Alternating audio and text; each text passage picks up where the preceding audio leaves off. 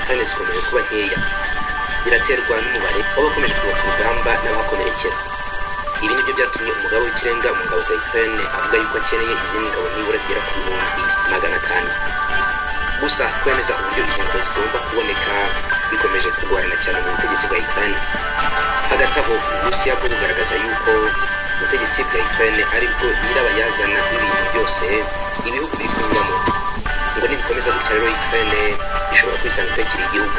Tugiye kurebera hamwe ibiri kuvugwa mu makimbirane ya Ukraine n'Uburusiya akomeje kubinyuza intwari kugeza ubwo abaterankunga ba Ukraine baba bari gushaka ko iki gihugu cyagera mu nzira za diplomasi kikarekera mu ntambara. Ni nyuma yo kubona yuko gutsinda Uburusiya mu gisirikare byo bisa naho bitashoboka. Tubahaye ikaze. Umugaba w'ikirenga w'ingabo za Ukraine arasaba yuko abanyepolitiki bakugira ku murongo w'urugamba bakarwana, ngo niba badashaka kwemeza yuko hakorwa mobilisation y'abasirikare Ukraine ikeneye kugira ngo ikomeze urugamba ihanganye n'Uburusiya. General Valery Zaluzny yabwiye abagize inteko ishinga amategeko yuko abasirikare bagiye kumara imyaka ibiri barwana, bakeneye ababasimbura n'ababaha umusada. Muri Ukraine guhera mu mpera z'umwaka bikomeje kuvuga yuko hagiye guhamagarwa abasirikare bagera ku 500 kugira ngo bajye ku rugamba gutanga umusanzu. Ni ibyaturutse mu biro bikuru bya perezida w'iki gihugu Bwana Volodymyr Zelensky. Gusa ngo bigomba kwemezwa n'inteko ishinga amategeko ko mobilisation y'abasirikare bangana gutya ikorwa. Ari mu nama nkuru y'umutekano ya Ukraine, umugaba w'ikirenga w'ingabo Valery Zaluzny yavuze yuko niba abagize inteko ishinga amategeko batabasha kwemeranya ku itegeko rishya rishyiraho mobilisation y'abasirikare, ubwo ubwabo ngo bahawe ikaze ku mirongo y'urugamba, noneho abagize inteko ishinga amategeko bakaza kurwana niba batemeye yuko hamagarwa abaza kurwana. Yaragize ati nkeneye ingabo. Abarusiya bamaze guhamagara abasirikare bashya barenga 400 kandi hari gutegurwa no guhamagarwa abandi bashyashya benshi. Ati yewe mfite bande. Ubwo ni gusaba abasirikare bashya hirya no hino ku isi, cyangwa se mwebwe mukaza mukaba ari mwebwe mwirwanira ku rugamba mutabasha kwemeza itegeko ryo guhamagara ingabo nshyashya. Amagambo ya Zaluzny. General Zaluzny yashimangiye ko mu gihe haba nta mobilisation n'imwe ikozwe mu minsi mikeya cyane, igihugu kizabura abakirengera ku mirongo y'urugamba.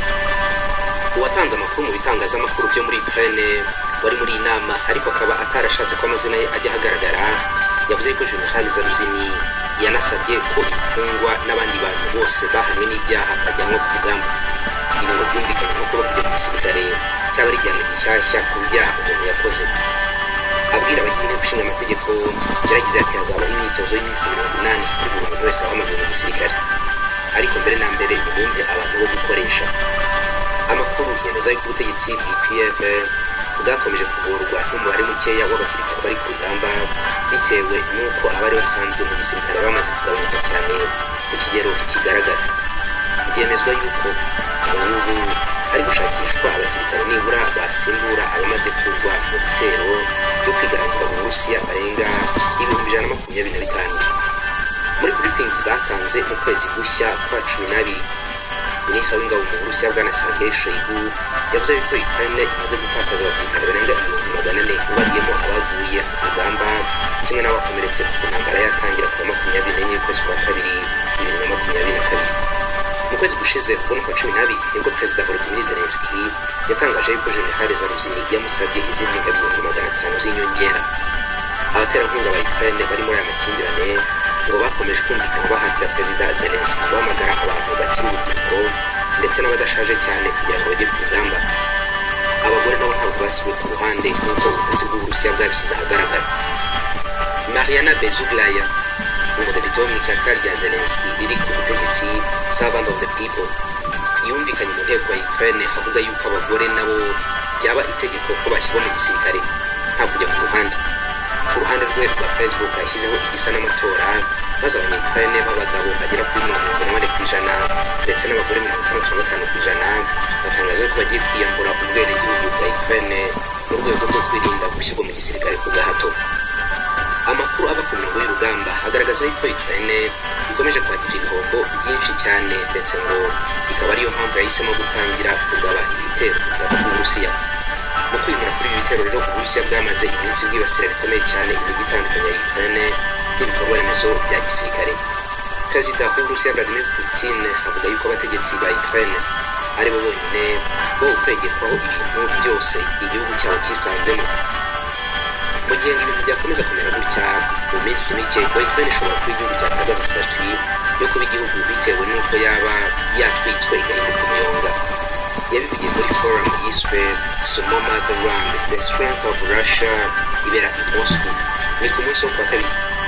Bwana Putin yavuze ko umuyobozi w'ikipe ya Ukraine yari yagiye mu biganiro by'imishyikirano mu mezi ya mbere y'intambara ngo aherutse kwemera yuko ubutegetsi bwa Kiev bwari bwiteguye kugera ku masezerano y'ubwumvikane n'ubwa Moscow. Gusa ariko ngo nyuma yo gusurwa n'uwahoze ari Premier Minister w'Ubwongereza Bwana Boris Johnson, ubutegetsi bwa Ukraine ko bwumvishijwe ko bugomba guhagarika gahunda zose z'ibiganiro n'amasezerano n'Uburusiya ahubwo bagakomeza intambara. Putin ati none se baba ari ibigoryi? Iyo Ukraine itumvira Boris Johnson imirwano yari kuba yarahagaze kera. Ati iki rero ni igihamya cy'uko abanya-Ukraine ari abantu batigenga. Uyu mutegetsi w'Uburusiya yakomeje avuga yuko ibitero Ukraine iherutse kugaba ku basivili b'Uburusiya ngo yari amagerageza ya Ukraine yo kurangaza abaturage bayo n'abaterankunga bayo bo mu burengerazuba bw'isi, ngo kwari kugira ngo badakomeza kwita ku byo gutsindwa mu bitero byose biherutse byo kwigaranzura Uburusiya. Ibi ni ibitero byari byitezweho guha isomo Uburusiya bugasubizwa inyuma mpaka Ukraine isubira mu mipaka yayo mu 1991. Perezida Putin yavuze ko ibitero bya Ukraine bitabaye agahomamunwa gusa, ahubwo yuko imigambi yose y'ingabo za Ukraine ku mbuga y'urugamba yashyizweho iherezo n'ingabo z'Uburusiya. Yatanze umuburo agira ati rero ibintu nibiramuka bikomeje gutya muri iyi nzira kubaho kwa Ukraine nk'igihugu bizangirika ndetse birangire bya burundu. Yemeza ko ibingibi byose ababiri inyuma ari ubutegetsi bwa Ukraine. Amagambo ya Bwana Putin yaje mu gihe abaterankunga ba Ukraine bakomeje kumvikana bavuga yuko inkeke zikomeje kuba nyinshi cyane mu bijyanye no kuba batuma Ukraine itsinda Uburusiya mu bya gisirikare. None ubu ngubu ngo batangiye gushaka uburyo basunikira Ukraine kwinjira mu nzira za diplomasi. Mu yandi makuru ari kuvugwa ahangaha mu makimbirane ngo ni uko ubumwe bw'Uburayi bukeneye cyane Uburusiya kurusha uko Uburusiya bwo bukeneye ubumwe bw'Uburayi.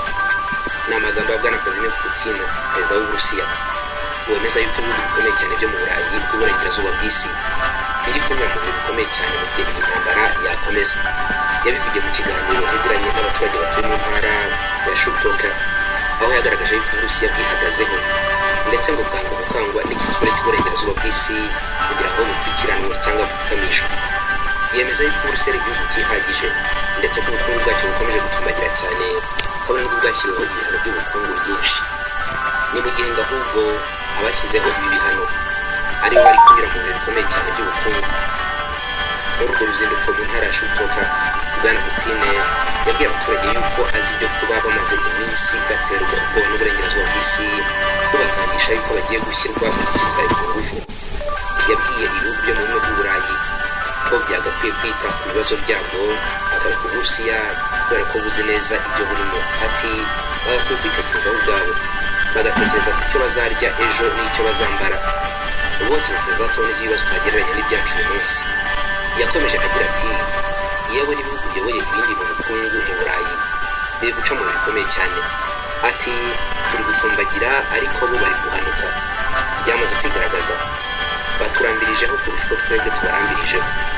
Nyuma yo gutangiza ibitero byabo bidasanzwe bya gisirikare kuri Ukraine, Uburusiya bwahise buhinduka igihugu cya mbere mu mateka y'isi gishyiraho ibihano byinshi by'ubukungu. Ni ibihano byashyizweho muri gahunda yo kubwita hasi no kubuca intege burundu ngo butazashyira bwongera guteza amahane ku bindi bihugu.